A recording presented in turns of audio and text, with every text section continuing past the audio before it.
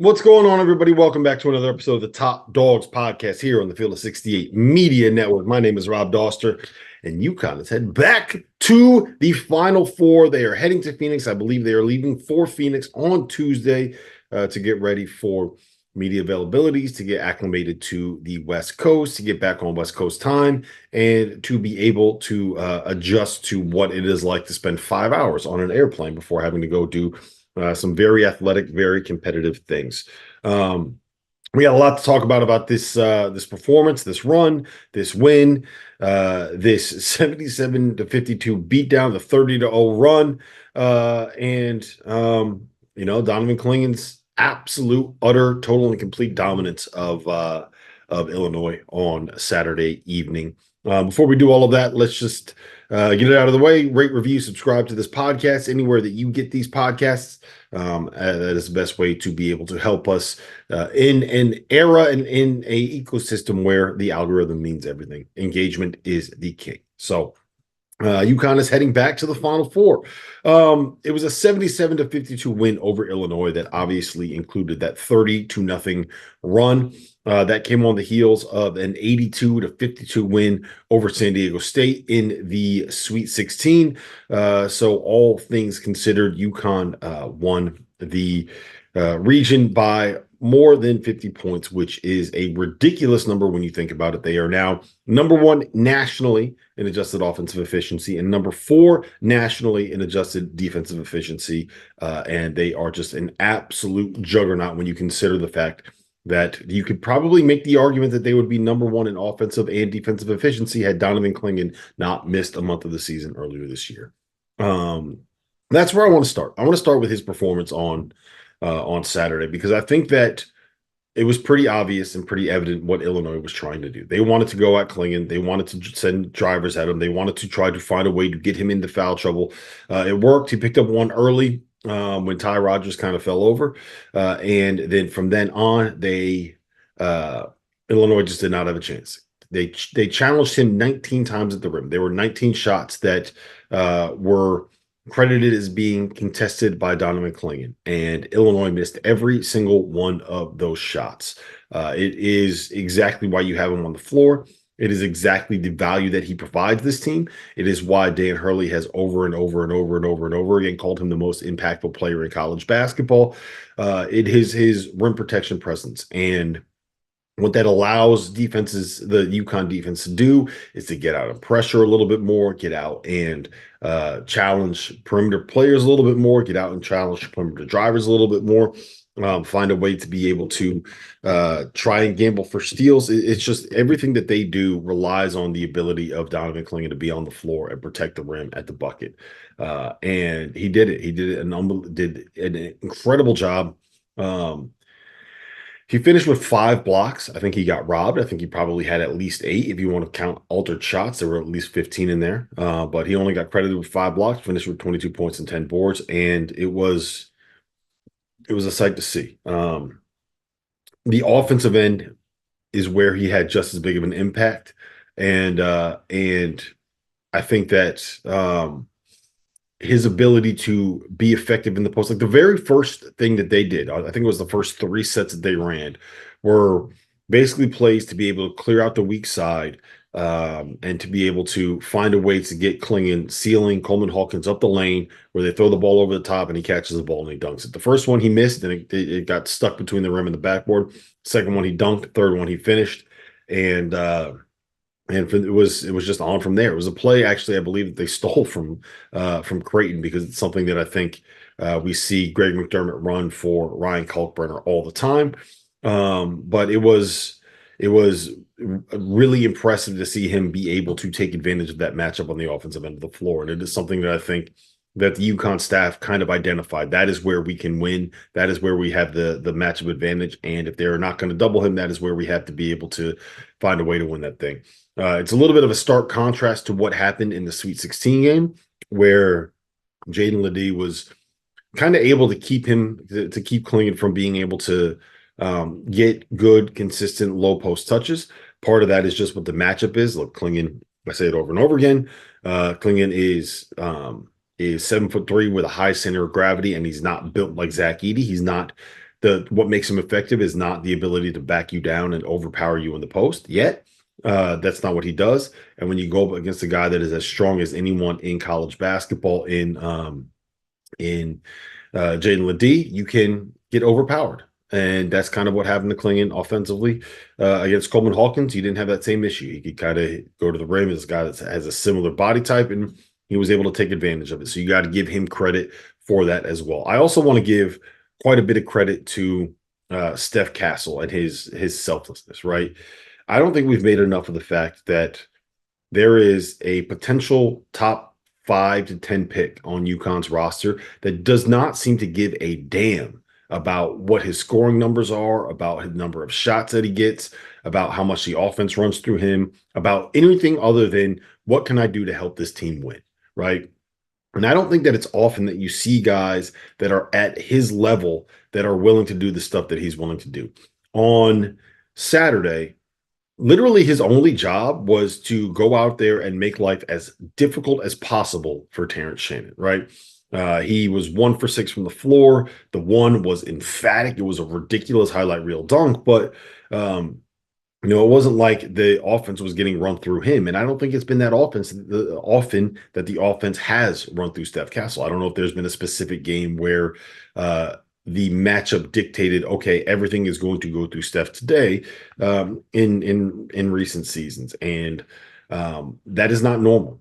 That is not usual. That is not something where I think we look at that and say, okay, this is what makes this dude special, is his ability to be selfless, right? I think a lot of guys that are at that level and at that talent level are going to be asking for their shots and asking for pick and roll opportunities and asking, how come I'm not getting this? How come I'm not getting that? And Steph has just been the most willing teammate that I think you can see for someone that is at that level. And he demands all the credit in the world for that. It's very easy for other people to kind of fall in line when they don't have as much on the line as Steph Castle does. And I think that setting that tone in the locker room is something that goes a long, long way. And I know he finished with 16 and 11 against San Diego State, but if you go back and watch it, like a lot of that was just simply more of the junkyard dog stuff. Like he got 11 offensive rebounds. He got a whole bunch of stuff done on the offensive glass. It wasn't like this was, all right, we're going to run Steph off a pin down here, and this is what the offense is going to be. All right, let's clear out and let Steph Castle go make a play on the wing. He gets his points and he gets his shots and he gets his opportunities because he creates those opportunities by using his length and athleticism and physicality. And it's admirable, man. It makes a very, very big difference for this team and for this roster and for the way that they want to play. And I do think it's also something that we should note. In the win over Illinois, Tristan Newton and Steph Castle finished a combined 1 for 12 from the floor and 0 for 5 from 3. Right? You're talking about two of the best scorers that UConn has that were completely unable to get going offensively. Right? That was by far the worst game that Tristan Newton has had this season. I don't know if it was because the size and the length that was on him. I don't know if it was because he got overwhelmed by the moment, which I don't think. I mean, he had 19 in the national championship game. I think he just had an off night, and I think that Illinois had a good game plan against him, and he just did not play all that well. And he didn't need to because the run was made in the second half without him. But I think it says a lot to what this team is and to what makes them so difficult to guard is that they were able to do that and have that kind of win and have that kind of performance against one of the hottest teams in college basketball on a night when two of their top 5 just were not there offensively. And it goes to a larger thing. I've kind of made this point before, but it goes to a larger conversation that we should have about just how good this UConn team actually is. They have 5 different guys in their starting lineup that can all win a game for them in a specific situation, right? Like Tristan Newton was a first-team All-American this year. Cam Spencer was a first-team All-Big East player this year. Both of those guys are good enough to be able to give you like 25, 6 assists, make a bunch of threes, be able to carry a team offensively, both scoring and facilitating, right? Donovan Kingan he proved against Illinois like he can go out and win a game for UConn because of what he can provide on both ends of the floor. We've seen Steph Castle have games like that. We've seen him be able to win a game defensively by holding Terrence Shannon to 2 for 12 shooting and 8 points. Um, I think that Alex Caravan is a guy that we've seen score 25 so far this season, right? It's not like the thing that makes UConn so difficult to deal with is there's not one guy, two guys, three guys that you can focus on and try to take away. Let's just compare it to Illinois, for example, right? Um, the way to beat Illinois, first and foremost, is to make life difficult for Terrence Shannon. Make him have to be a driver, contest those drives, don't foul on those drives, and make sure that there's help at the rim, right? Then, when Marcus Domask, let him get his tough twos, make those tough twos as tough as you possibly can.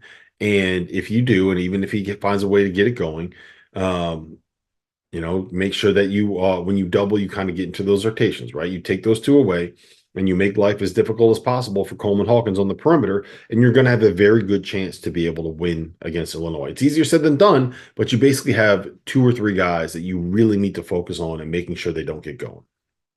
That's not the case for UConn. Illinois took away Steph Castle and Tristan Newton, right? It's not like Cam Spencer really got to go, and he only took 9 shots. Alex Caravan hasn't really played all that well through this NCAA tournament, and it didn't matter. They still got beat by 25. Nobody else in college basketball has a lineup as deep, as versatile, and as dangerous across their entire starting lineup as UConn does. And that's to say nothing of Hassan Diarra, who is a complete game changer when he steps on the floor. So that is what makes this team so good and so dominant and so difficult to prepare for. And the other thing is, it's not like they're just running clear outs, right? Like the offense that they run is very, very difficult to prepare for on short rest. And you have to be look, you have to be prepared. You have to be well scouted. You have to be well coached, and you have to be willing to guard for 23, 24, 25, 26, 27 seconds in a shot clock, because they will run offense on one side of the floor, on the second side of the floor, on the third side of the floor. And sometimes they're even coming back to the fourth side of the floor with what they run. And the movement never stops. And when there are 5 different guys that can beat you in an offense like that, there's a reason why they are the #1 offense in college basketball as of today. There is nothing better in sports than tournament time, which is why I need to tell you guys about our partners over at Rhythm. If you're into sports betting, you need Rhythm, the place for data-backed props and picks. For those that are unfamiliar, Rhythm, spelled RITHMM, is the go-to mobile app for player props and game picks. Backed by AI predictive models, Rhythm helps you make smarter and faster betting decisions across all sports, but particularly college basketball. With Rhythm, you get data-backed picks for every single Division I game every single day. Users get free picks daily with the ability to upgrade to unlimited access. If you want to increase your edge and win more bets, go to the link in the description and download Rhythm today. That's RITHMM, the place for data-backed props and picks. And while we're here, let me tell you about our newest partner for the month of March, Splash Sports, the home of certified community competition, where you get to play against your friends and not the house. Whatever game it is that you are playing, from survivors to tiers to pick X, the safest way to play for real money without the hassle of having to track down deposits or worry about payments is through Splash. They have partnered with PaySafe, the best deposit and payment system in the world, to ensure that money stays in safe hands and is delivered to the right places. To join the Field of 68 Survivor Madness, click the link in our profile below and join in. Entries are $5 a pop with a prize pool of up to $4,500. Winner take all. Join Splash and come prove that you're smarter than us.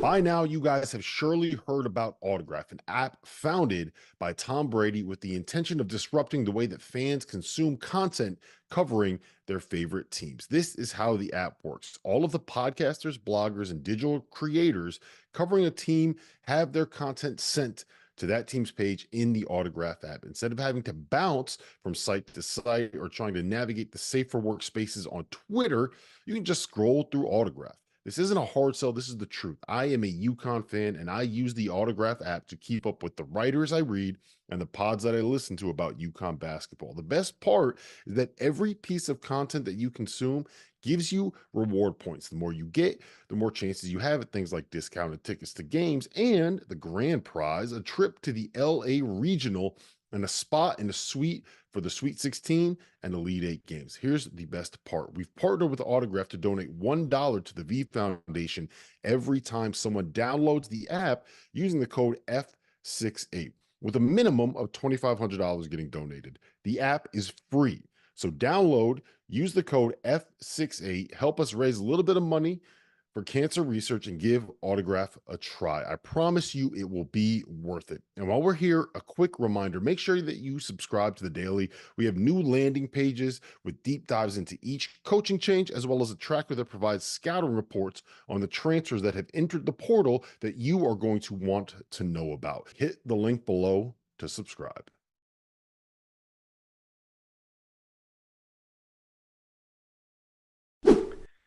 I do want to touch a little bit on kind of Dan Hurley going off on Sean Harrington, who, full disclosure, has been on Field of 68 podcast before. He's done some stuff on on the Champagne on Ice podcast that we have for Illinois. He's done some stuff with Deion Thomas with us before, and he is, generally speaking, a pretty good dude that knows ball. And Dan Hurley kind of called him out, called a tweet asinine, saying they haven't seen someone like Terrence Shannon before. I'll tell you this.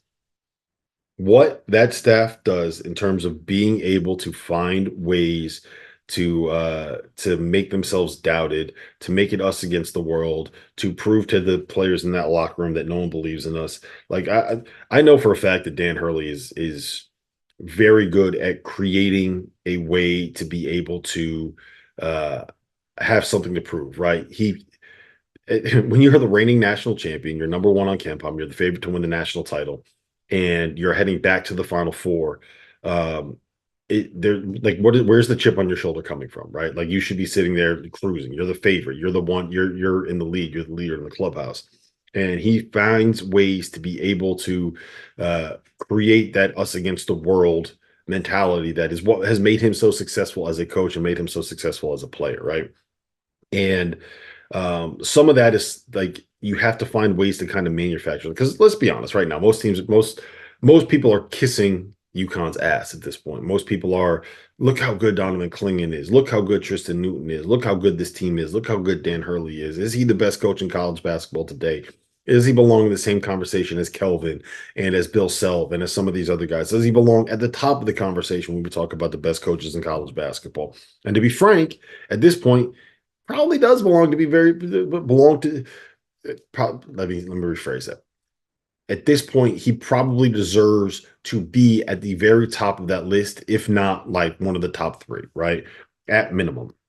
So being able to find a way to uh, create a feeling of it's us against the world is not the easiest thing in the world to do. And that staff they will dig deep on the internet. They will dig deep on Twitter. They will dig deep into the archives of YouTube to find a way to be able to get their guys pissed off. And credit to him, because I think that the team kind of uh, takes that in stride. Credit to them, because I think that their uh, their ability to use that kind of internal motivation is something that is very evident in the way that this team plays, and you got to do what you got to do. So Sean Harrington caught a stray, tough for him, but you have to be very cognizant. I've learned this the hard way. You have to be very cognizant when you're talking about this UConn team of the fact that they're going to find it.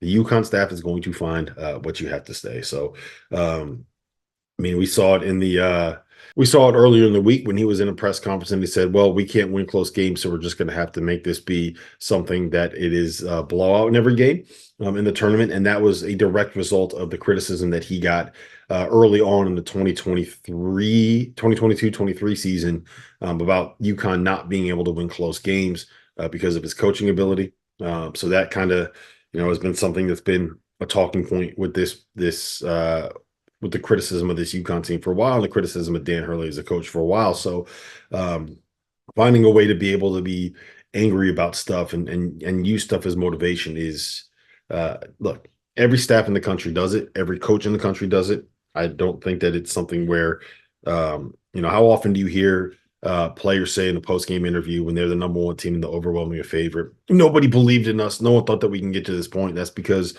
if you cherry pick where the noise comes from outside the program and make it seem like everything is negative, then uh, players will believe that everything is negative. So it's a smart way to do it. A lot of people are doing it. I don't know if anyone does it as well as UConn. I also just want to touch on the fact that apparently the superstitions has the superstitiousness is not just Coach Hurley. It is everybody within that UConn program. Alex Caravan told us a story about how he and Cam are roommates on the road every year or every game on the road, and that they have a rule where Cam Spencer has to be the first one into the locker or into the hotel room to be able to not have a jinx there. So you got to wait until one guy goes in the locker room first, and the other guy goes in the locker room afterwards.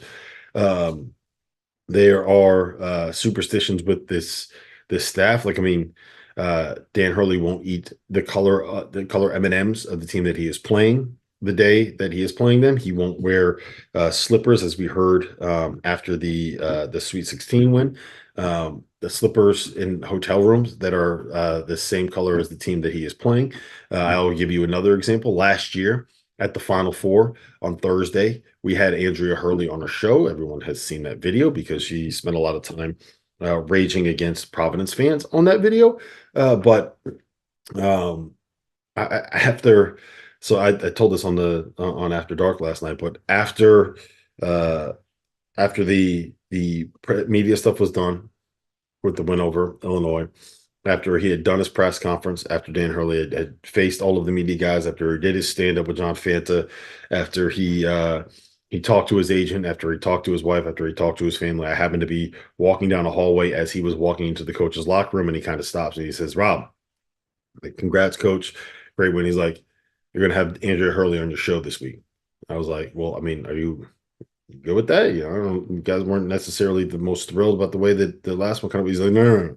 You guys are going to have Andrea Hurley on your show this week because of how superstitious he is and how important that stuff is to him and the way that his mind operates." So, breaking news: we are going to be having Andrea Hurley on our shows at Hess Brewing this week. So, it's yeah, that's kind of the way that they operate. There's a bunch of weirdos on that roster. There's a bunch of lunatics on that roster, and it is a beautiful, beautiful mess of what it is, and it all kind of comes together and it all kind of works. And I think it fits really well with the way that the UConn fan base looks at him and the way that this team and this program kind of operates. It's fun to watch. It's fun to follow, and it always, always, always gives us a talking point and something to deal with. Speaking of talking points, I do just want to, I saw Alex Caravan mention on Jared Cutler's podcast, the Connecticut Scoreboard podcast, about the overinflated balls and the issue that it comes with shooting there.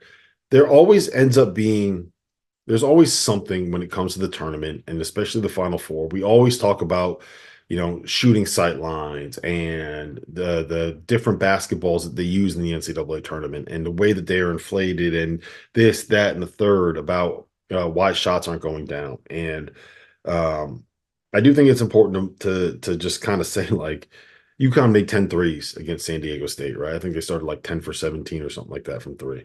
Um, Alabama, using that same basketball, made 16 threes in the win over Clemson. They made a whole bunch of threes in their win over North Carolina.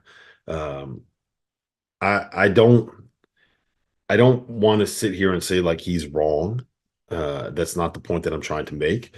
But I don't think that this is something where that should be in the head for that should be in their heads for a couple of reasons. One, Alabama is significantly more reliant on 3-point shooting than UConn is in this next matchup that they got coming up. And we'll talk about that in a second. But uh, Alabama is significantly more reliant on threes, which means that they are at a much more significant disadvantage if UConn is not, or if those overinflated basketballs and the new basketballs change the way that shots kind of go down.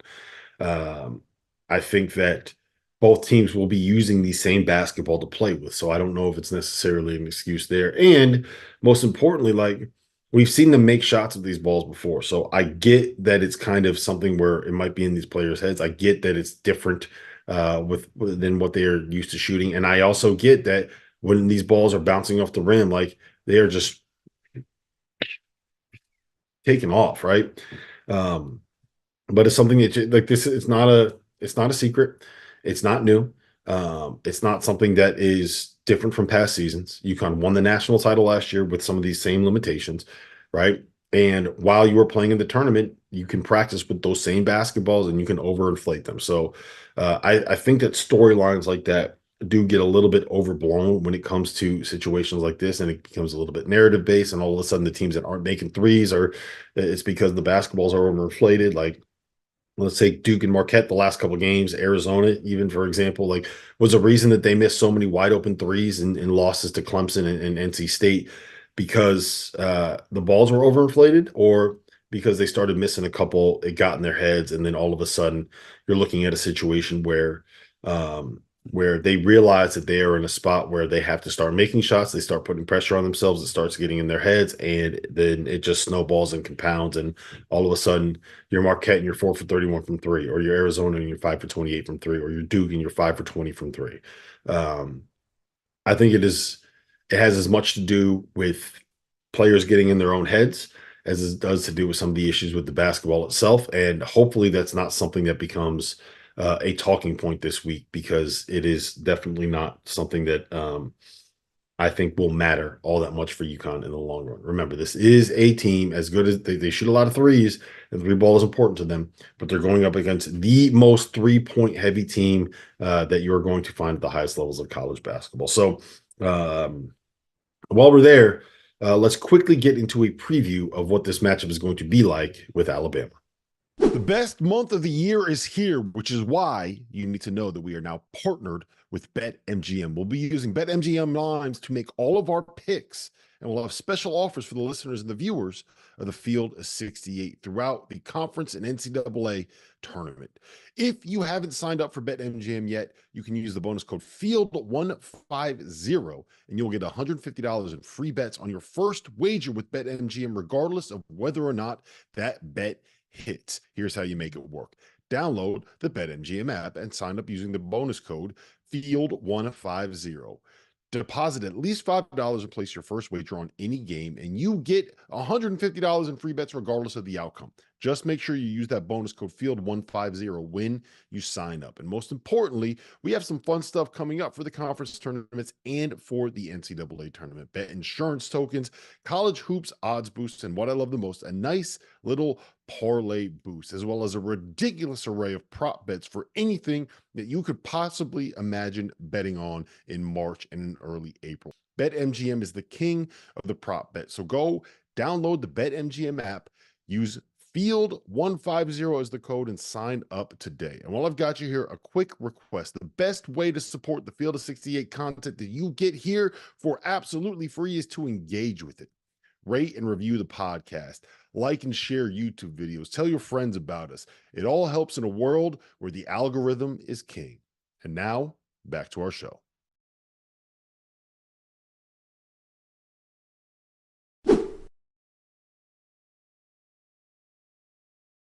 Whether you are a world-class athlete or a podcaster like myself, we all understand the importance of mental and physical well-being and proper recovery for top-notch performance. After a 6-month season loaded with cross-country travel and late nights, I can promise you that proper recovery is a priority for me these days. That is why I'm excited that Unified Healing is sponsoring this episode of the Field of 68. Unified Healing is a new and super innovative global network of wellness centers that's powered by the Energy Enhancement System, or the EE system. If you haven't heard of the EE system yet, you'll want to listen up. This technology promotes wellness, deep relaxation, purification, and rejuvenation. Whether you're here in New Jersey or at hundreds of other locations across the globe, access to a center is easy and affordable. Are you interested in experiencing the EE system technology for yourself? Well, all you got to do is go to unifiedhealing.com/field to learn more and find a center near you. You can find that link in the description below. That's unified, UNIFYD, healing.com/field. No material or testimonials on the Unified Healing website are intended to be viewed as medical advice or as a substitute for professional medical advice, diagnosis, or treatment. Always seek the advice of your physician or other qualified healthcare provider with any questions you may have regarding a medical condition or treatment and before you undertake a new healthcare regimen, including the EE system.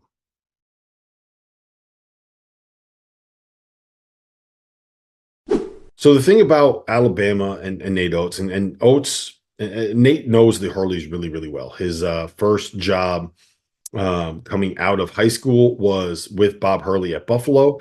The biggest recruit that he had when he was a high school coach was E.C. Matthews, who went to play for Dan Hurley when Dan was at Rhode Island. Um, he's close with that group. The one of the guys on his coaching staff, Preston Murphy, was an assistant coach with Dan Hurley when Dan was at Rhode Island. So there's a lot of crossover and a lot of the relationship overlap when it comes to these two guys. I think Bob Hurley is going to be in a tough spot where he's either got to root for his brother to get there, or he's got to root for the guy that he hired and pulled out of the high school ranks to win. But the way that Nate Oates wants to play, it's very NBA centric.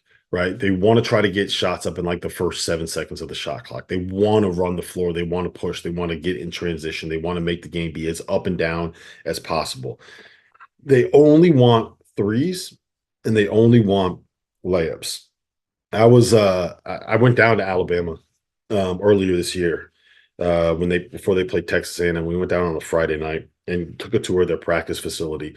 And the practice court that they have is taped off so that you have different zones on the floor, right? There's a specific place that you're supposed to stand in the corner when the ball gets driven baseline. There's a specific place that you're supposed to stand in the corner when the ball is in the post on the opposite side of the floor. There are specific places where they're supposed to stand on the wings when the ball gets driven. And all of this stuff is taped out and they get drilled over and over and over and over and over again. And the thing that they try to do is take nothing but threes and layups, right? That's it. Threes and layups. If you look at their shot chart, it looks like an NBA shot chart. Threes, layups, threes, layups, threes, layups. And it's not just post touches. It's like layups at the rim, dunks, lobs. That's all that they want. And I think that it will create some problems for UConn defensively because Donovan Kingan is going to have to kind of make a decision here. Now, I do think that this is not going to be a Nick Pringle game, and he played the best game of his life against Clemson on Sunday night. But I don't think that, or on Saturday night, I don't think that this is a Nick Pringle game. I do think that this is going to end up being more of a like a Jaron Stevenson game, play Grant Nelson at the 5 game. I think that if I'm Alabama. And I'm not going to sit here and pretend that I have any insight into what they are actually going to do. We did interview Nate last night on After Dark, but I don't have any insight on what they're actually going to do, and I shouldn't because that'd be dumb for them to give it away. But I think what they would do if I was Alabama, or at least what I would do if I was Alabama, is I would play Jaron Stevenson and Grant Nelson at the 5. I would try to space UConn out. I would try to be able to create opportunities to get wide open threes because Donovan Kingan has to get pulled away from the basket. I would hope that someone like a Grant Nelson, someone like a Jaron Stevenson will be able to have opportunities where they hit one, maybe 2 in a row, pulls Donovan Kingan away from the basket. Then you can hit him with the pump fake and then try to put the ball on the floor and see if you can't get to the rim and maybe get him reaching or get him moving and kind of dribble into him, draw a couple fouls that way and get him off the court. Because you get him off the court, all of a sudden that threes and layups thing becomes a lot easier to deal with because it's much more advantageous scoring at the rim when Samson Johnson is out there versus when Donovan Kingan is out there. So that's at least what I would do. And if that means that you're trading more 2s with Kingan around the basket and trying to get 3s, like I think that's just kind of a byproduct of what you're gonna have to deal with. Bottom line is this: if you're Alabama, you're gonna have to put up 100. Like, I think you're going to have to hit 22 threes in this game. You're probably going to have to take like 45 or 50 of them. I think that if you sacrifice threes and say, we're going to try to make UConn take tough 2s by going through Donovan Kingan in the post and do whatever you can to try to limit how effective his touches are in the post, that's the way to me that you have to be able to beat this UConn team if you're Alabama. Now, that's a lot easier said than done because I don't they're not very good defensively. I don't think that they can blow up what UConn wants to do. Like this is going to have to be you're going to have to win an absolute shootout if you are Alabama. Um, and one, you're going to have to deal with, like, if you take a quick shot at one on the floor, you're going to be guarding for 26, 27 seconds. Like, UConn is going to get the ball. They're going to give it to Tristan Newton. He's going to walk it over half court. He's going to step over half court with 22 seconds left on the shot clock. He's going to call the set. They're going to run their motion. They're going to run their actions. They're going to get some false motion. They're going to get some false actions. They're going to kind of do their stuff, and then you're going to look for a set with about 6 seconds left on what they're going to try to get the shot off of. Then if that doesn't work, then it's going to be a clear out, and you're going to say Tristan go one-on-one, Cam go one-on-one, Donovan go one-on-one, Stephen go one-on-one. You're going to get a shot off with like 4 seconds left on the shot clock. And then if you're Alabama and you go down and you shoot in 6 seconds again, you're going to be guarding again for 26 seconds. And that is that's an easy way to tire yourself out if UConn doesn't fall into the trap of trying to go up and down with them. So that's going to be one issue they run into. The other issue they're going to run into is that Steph Castle is going to get put on Mark Sears. And Steph Castle put Boo Buie in a body bag. He put Terrence Shannon in a body bag. And I think Mark Sears is as good of a point guard as you're going to find in college basketball. And I fully expect Steph Castle to do an incredible job on him. And if Steph Castle gets in foul trouble, Hassan Diar is going to do an incredible job on him. So I really do not love this matchup for Alabama, but they have the ultimate matchup, the matchup equalizer, right? And that is their ability to shoot threes. And if it's a night where they make 22, 23, which they are fully capable of doing, then Alabama's going to have a chance to win this thing. So it's going to be a fun game. It's going to be an up and down game. It's going to be one where I do think there's a little bit more of a sweat than people realize. And if Alabama's making their threes, they got a shot to do this thing. So just want to let you guys know we will be at Huss Brewing all week, Wednesday, Thursday, Friday, and Sunday from 4 to 7 p.m. Pacific time, 7 to 10 Eastern time.